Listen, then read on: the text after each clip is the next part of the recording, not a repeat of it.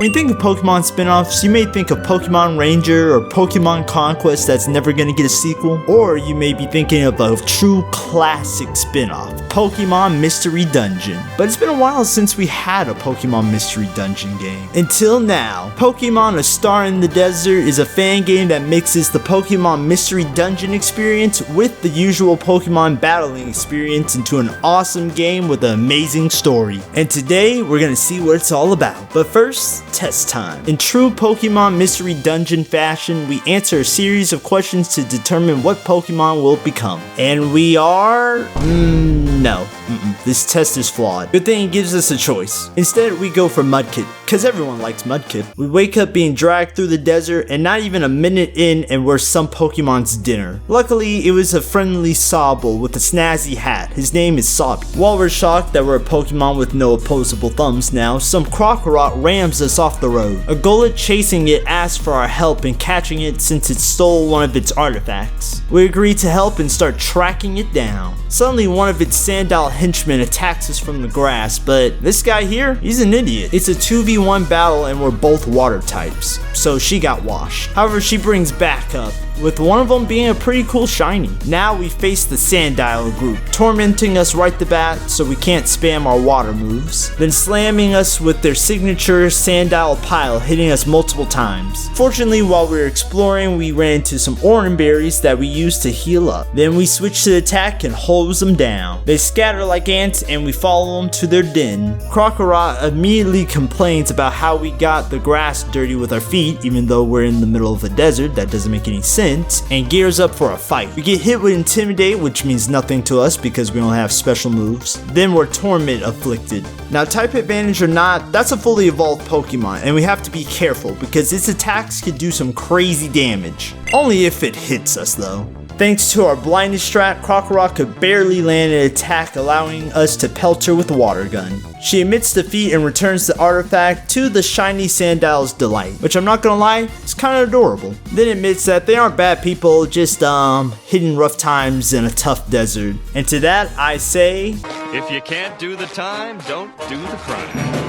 With the artifact returned, Sobby asks if we can become a bounty hunter team, and since we aren't doing anything else, we agree. We head back to his place, which is a hotel ran by a bunch of Phalanx. Then head to bed, wondering what awaits us for tomorrow. We start by visiting the town square, Sandy Square, heading straight to the Hunters Association. We talk to the receptionist Dee Dee about becoming bounty hunters, and he looks at us with a lot of doubt. He goes to the back, talking to the chairman, who requests a meeting with us. And I think it's kind of interesting how the chairman's a Honchkrow, and while it is the big boss Pokemon technically, it's more of a sinister big boss type, like Giovanni. Initially, he isn't all convinced, but after some back and forth and showing us our passion for justice, he gives us a task. He wants us to head to Dusty Ravine to take down a powerful and dangerous Pokemon that's hiding out there. He also wants us to give him this letter after we beat him. With the mission clear, we grab some supplies and head out. Here, it's kind of similar to the usual Pokemon games where you can encounter battles in the grass or random Pokemon may step up for a fight. Luckily, we're in the desert, so most Pokemon are ground types, meaning our water type advantage can wash them down. Also, super cool thing that Sobby can do is he can dash us through water. I'm not sure why we can't just swim because we're water type Pokemon, but it's cool either way. We get to the inn where the criminal ends up being Dee Dee. Now you're probably wondering what detective skills we used to conclude that Dee Dee's even a bad guy. Well, it wasn't the slight warning message of an upcoming boss battle that Sobby gave us. No, it was the boulder he threw at us. We start the battle and throughout we're getting asked questions. Getting them right decreases Dee Dee's attack power, but getting them wrong, and Dee Dee gets to attack us again and slightly roast us in the process. Despite that, we keep getting confused and hitting ourselves, and this indeed is just tough, even with our mud slap strat. Luckily, with the power of orange berry spam, some mud shots, and some confusion from water pulse, this goat goes down. With him defeated, we delivered the letter revealing that this was all a test. If this was the test, was throwing that boulder necessary? We returned to the Hunters Association, getting a starter kit, some crafting recipes, and our official Hunter's badge, which apparently can teleport us back to the Hunters Association either when we get tired or when we catch a bad guy. But more importantly, we need to declare our team name, and since we're both water types, the team's gonna be Team Aqua. Hopefully no one else has that name stolen or copyrighted. With that achievement, we head home for some rest. Now we can take on low-level quests from the quest board and get some experience out in the field. First, a creepy Durant keeps stalking this poor Heatmore, and I don't know why the Heatmore won't just KO it with fire, but we confront it. He hits a bit hard, but we hit harder,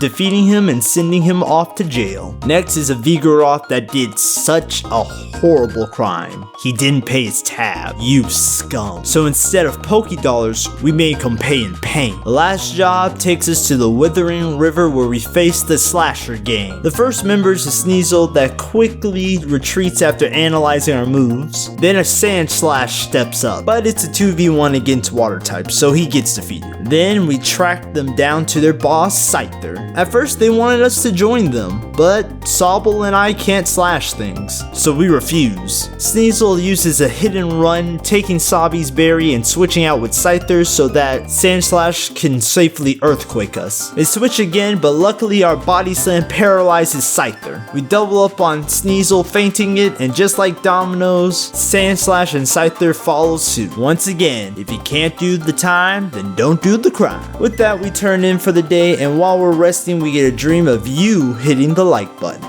because things are about to get serious. The next day, while we're heading in, two Pokemon run away after stealing some bounty rewards, so we give chase. However, Ladian catches them first, and while Ladians are usually weak and overlooked, this one's built different. I can just see it. He's about to clutch this tube. Nope, he's weak like every other Ladian in the world. We step in and knock the two thieves around and commend Ladian's bravery. Today's jobs include fighting some ghosts for Hariyama, tracking down an errand that ran away from home, then somehow we got in a fight with a Metang. Then finally catching this little cat burglar here. The next day, Dee has a special request for us. Team Cinder has gone MIA after taking a bounty for the Blaze Twins, a dangerous bounty duo. He wants us to search for the team in the secluded woodlands, and with that, we head out. This place has a ton of poisonous bug types and grass types, making searching around a bit difficult for us little water types. We eventually run into one of the team members, Arc the Arcanine. Suddenly, the Blaze Twins, Cerulege and Armarouge, appear for a fight, with Cerulege being a little bloodthirsty, so we're screwed. Suddenly, Ladian comes out and gets slapped away pretty pathetically,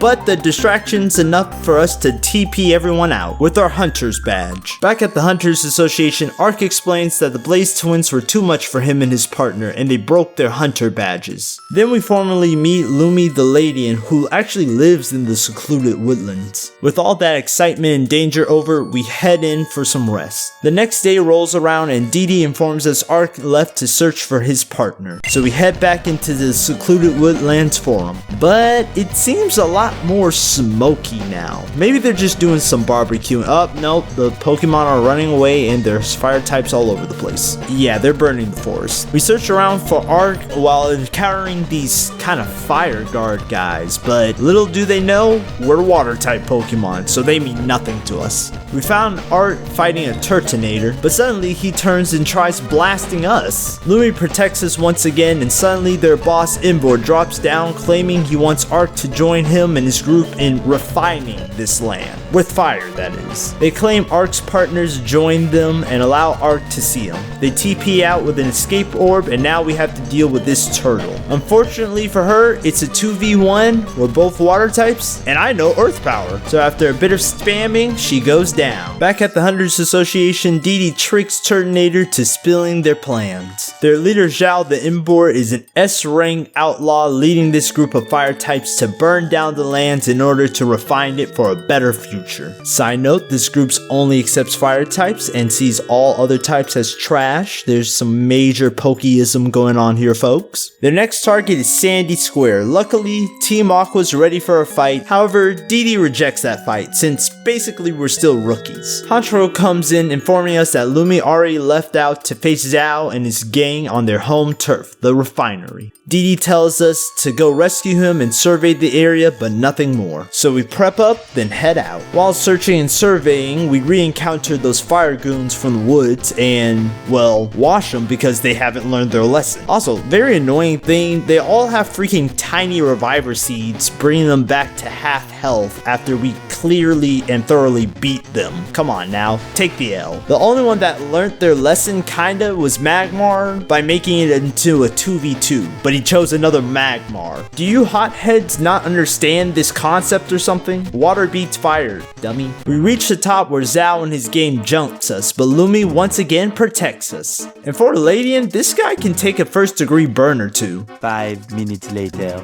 Oh my goodness, he's gone. He's burnt to a crisp. Look at that. He's crispy. GG. RIP Lumi, man. How are you still alive? With Lumi's Rage Powder and Supreme Vanguard ability, he's able to tank all the fire attacks while we start hosing down this fire show after missing like 3 Hydro Pumps in a row. Sorry, Lumi. With that not obviously scripted or plot armored fight, we have officially stopped their refinement plan. Later, we formally thank Lumi for his protection and offer him a spot on Team Aqua that he obviously accepts. And a big shout out to our first community member, Joseph. Thank you so much for the support.